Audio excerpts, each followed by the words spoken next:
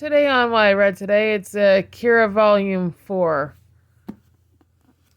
which seems to be more or less the story of chaos and order in a recent disaster zone where the government has failed on every level. In the chaos, there's multiple factions. There's the Neo Tokyo group, which is led by technically Akira, but it's turned into a bunch of figureheading to where Tetsuo sometimes is in charge. But a lot of time, it's their speaker.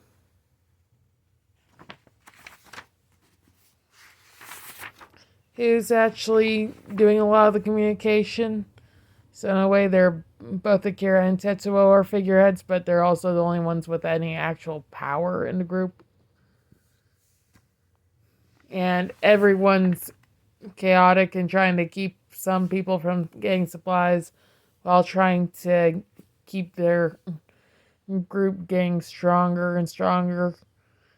It turns into a very much escalated version of a gang war of sorts throughout the entire city. So on one hand, there's the Neo Tokyo group, and then there's also Lady Miyako and her followers. And both these sides have extremely dedicated people. And it's turned into chaos on both ends. And you start to see some people like this guy who have infiltrated and who are not part of either group, but I'm pretty sure he's part of an outside military. Then with Neo Tokyo, Tetsuo is trying to get more people with psychic abilities to develop. So his approach to everything is to drug as many people as possible, starting with only a few people being brought up. But by the end, he's putting these drugs into the only food supply for everyone in his group. So, and these drugs do kill people.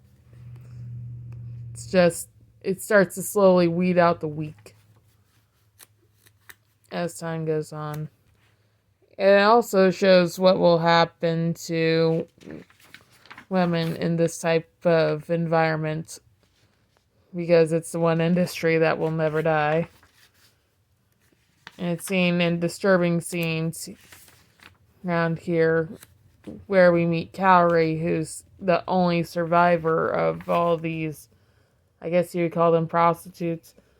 Tetsuo's having a bunch of mental breakdowns in this one, as we see parts of his past and as he's struggling between addiction, trying to go sober, trying to control his powers. As he goes from not understanding Akira at all to understanding what's going on by the end of the book. There's a lot going on in this volume. There is a lot. Though I always love to see Chiyoko. She's so far my favorite character. By far one of the strongest regular people in the series. Yeah, we see Kaori as she starts to begin to care for both Tetsuo and Akira in what's probably Stockholm Syndrome. She turns into a servant of sorts. And we meet up with Kei, who is becoming more and more resilient as time goes on. And we also see what's going on with Lady Miyako, in which her area almost seems like it did before everything went wrong. And we get a backstory of sorts to everybody as well.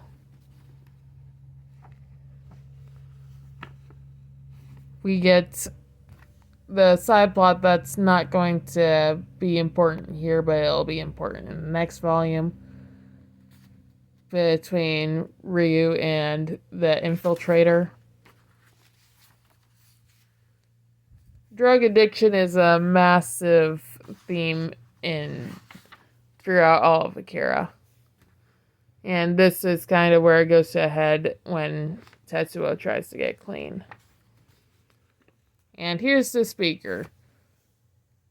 It's like, while Tetsuo and Akira have actual power, he has the power of control over everybody. Because they believe he speaks for Tetsuo and Akira. So he started going rogue throughout all of this. Then we get to the end, and Tetsuo has his awakening.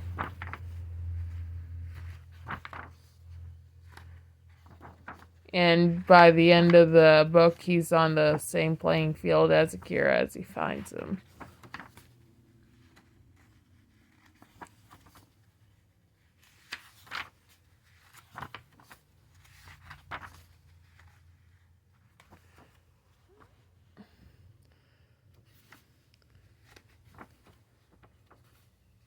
Now, I will say that this volume was a really good read, but because of how much got packed into here, and how much of this was not in the normal wheelhouse that the previous 3 volumes established, this is not my favorite volume. And this is also the longest one up to this point. While the other ones were going to 300 pages, this one went to almost 400 pages. So this one overall felt like it was dragging on while still having a ton of stuff in there. I'd say this one was a 7 out of 10. It didn't feel as much like watching a movie as the other ones, as it was just, I had to force myself to get through some parts in order to get to the next part. It's still a really good volume, but it's not in its normal wheelhouse for the series, and it seems a little bit out of place at times. But I guess that is what happens when something is chaotic, and that was the point of this volume. Still a really good volume. I really liked it. But it's not gonna be what I think of when I think of this series.